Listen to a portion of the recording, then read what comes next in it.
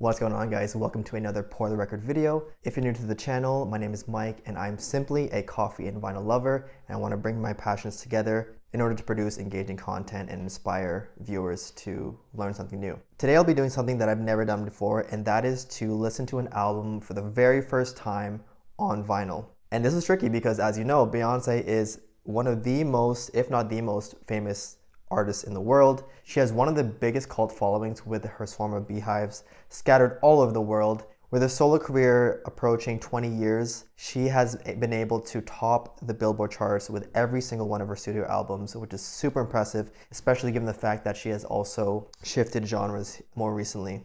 She's also won the most Grammys of all time with a staggering 32 and counting, of course. And so as soon as the album was released, I immediately hopped online to pre-order the vinyl and to test myself and try to avoid not listening to it in order to give myself a raw first listening experience. However, because it is Beyoncé, it was hard to avoid everything about the album, and so here's what I do know. She released her first two singles, Texas Hold'em and 16 Carriages, around the time of the Super Bowl, which is very smart in my opinion. While everyone's talking about football, the rest of the world can talk about her music, and as soon as Beyoncé announces something, that's always going to cause some hype. She also labeled it as a part 2, referring to her previous release, Renaissance, which was a dance electronic album, this one being a country album. I'm curious to see if there's going to be any other albums to follow this series. Both singles also came with their own visualizers, which you can watch on YouTube.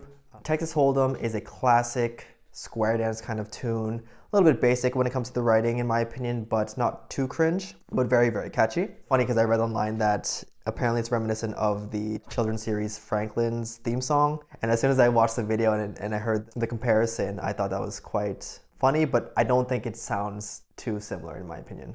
16 Carriages in my opinion are better of the two tracks. It's better written, it's a slower pace, which I personally like, especially coming from a strong vocal performer. And the track is really reminiscent of true country storytelling, which gives it that raw and authentic flavor to the track, which I really like. I also know that there's a cover of Jolene, which apparently does Dolly Parton justice, so I'm looking forward to hearing that. And one thing I'm really not happy about is, as I was scrolling through YouTube on my phone, I saw a post by BBC which announced that apparently 5 tracks from the vinyl version are missing. So if that's true, I'm going to be really, really sad about that, but I'm hoping that is not true for this one. That being said, before I get to the unboxing, I have a few predictions of this album before I listen to it. The first one is going to be that I think it will be a contender for Country Album of the Year, if not Album of the Year, as she did with Renaissance, shifting to the dance electronic genre. She did that with elegance and confidence. I believe she's going to do the same with this album. I think there will be a little bit of R&B influence because, as you see in the album here, Lemonade, which in my opinion is her best album, she fused a few genres together, a little bit of rock, a little bit of country, while staying true to her R&B and hip-hop background. I think she'll still hold on to those core genres throughout the album. There will be a mix of catchy tunes that will be played on the radio, but also some slower ballads, a little bit more of the deep cuts that have a bit more layers to it. But despite all that, I think it'll be a very cohesive album. Yeah, with that being said, let's get into the unboxing.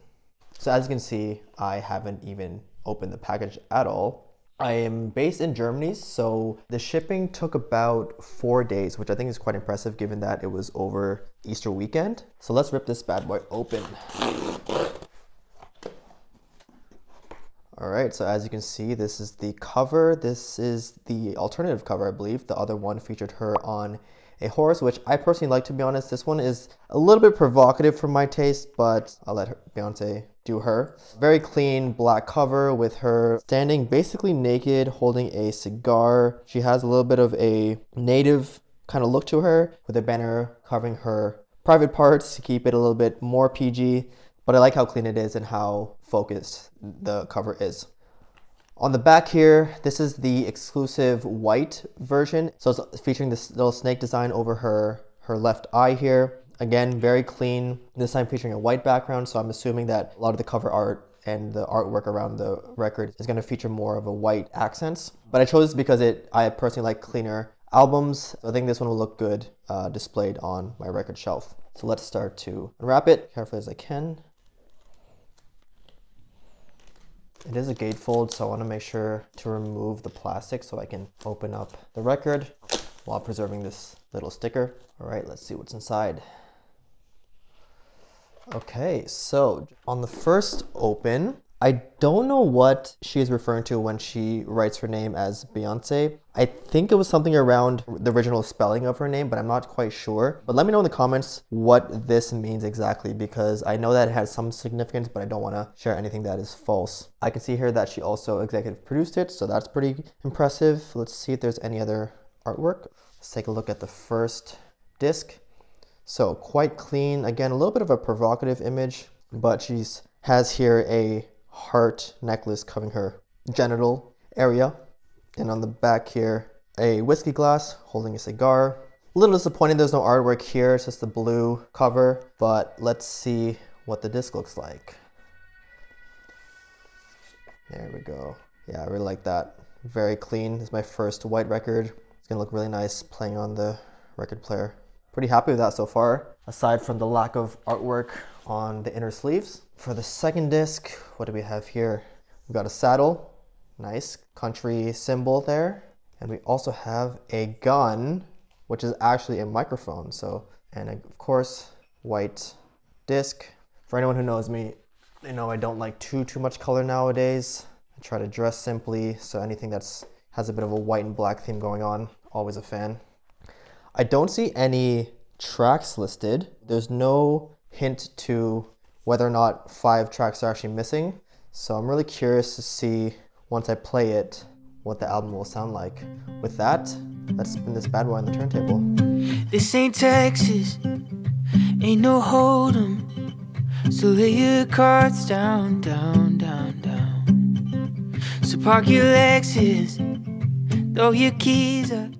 So after giving this album a few listens, not only on vinyl but also digitally, I can conclude that this album is fire. However, because I listened to the digital version, I did confirm that there are in fact 5 songs missing. That being said, a few of them happen to be skits, but 2 of them, in my opinion, were must-haves on the album. The first one being Spaghetti, which I believe is one of the album-defining tracks, as she aims to shut up the haters that say that she can't get into country and that she belongs in one genre. I think she went pretty hard with the rap vocals. I thought it was a pretty solid performance on her part. Yaya also goes hard. It's more of a country banger in my opinion. It's a nice like sing-along kind of track that also has a great vocal performance, except no rapping is involved here.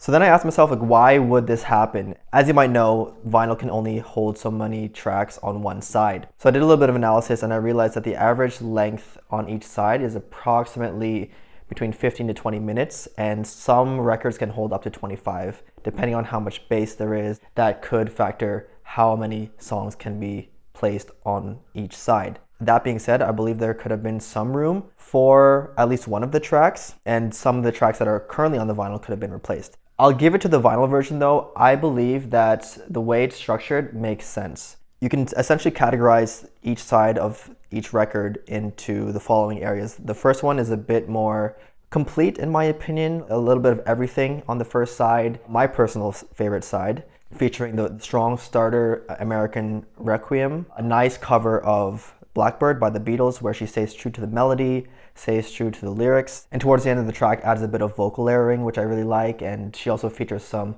lower key black female country artists, which I've never heard of. Maybe they are big, but I've never heard of them, and they sound beautiful at the end of this track. 16 Carriages, a single, also featured on that side. And a personal favorite of mine is Protector, featuring a vocal snippet from her daughter Rumi Carter, which I thought was very cute and very beautiful. It makes for a solid lullaby, so if I were Rumi, I'd be so thankful that Beyoncé is singing me to sleep. And then it ends with My Rose at the end, which I also think is quite a beautiful track, but not a standout, I would say. Side 2 was a little bit more country, I would say. This is the most country side out of all of them. It starts off with a skit featuring Willie Nelson. Texas Hold'em starts it off with the first full-length song, which again, very, very catchy. A little bit simplistic, but for the sake of just being catchy, I think it does a pretty good job. And then it transitions into the Jolene cover, which I thought was a highlight, if not the highlight of the album. I was listening to it first and I realized some of the words were a little bit different.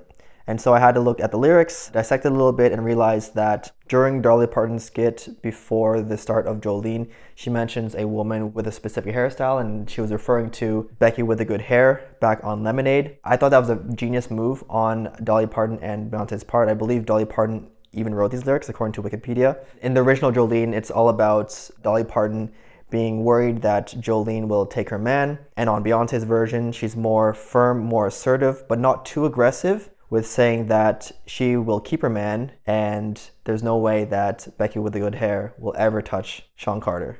So I thought Beyonce definitely did Dolly Parton justice on this cover.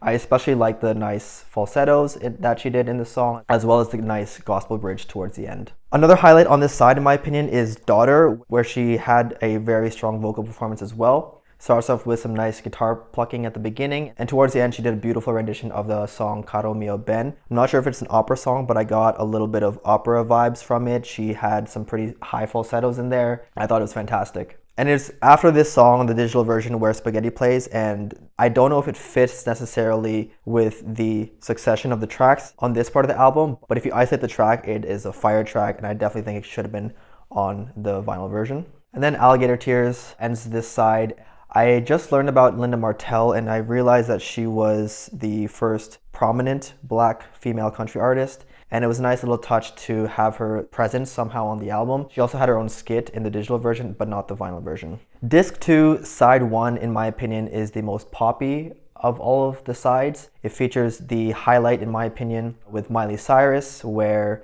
they do a bit of back and forth vocally. Judging by the title, Two Most Wanted, I'm assuming it's referring to the '03 Bonnie and Clyde song on Jay-Z's The Blueprint 2, where that song itself is also a rendition of Tupac's Bonnie and Clyde, referring to the iconic crime duo. I'm not sure if that's actually the reference, but that's kind of what stuck out to me when listening to this song. It's a nice love song. It's basically about Beyonce saying that she'll be riding shotgun till they die, essentially, so just sticking by Jay-Z's side till death do them part. But I thought they had fantastic chemistry, in fact better than the next track in my opinion, which is not bad. Levi's Jeans with Post Malone was a solid track in my opinion. Post Malone has a great country voice. Little cringy from my perspective, but it's kind of cute, it's kind of sexy. Not something that I would constantly go back and play in comparison to Two Most Wanted. And then following this is a series of some missing tracks, one being Yaya and a few skits. I can understand why these tracks were excluded, but it would be nice to have Yaya on the vinyl version.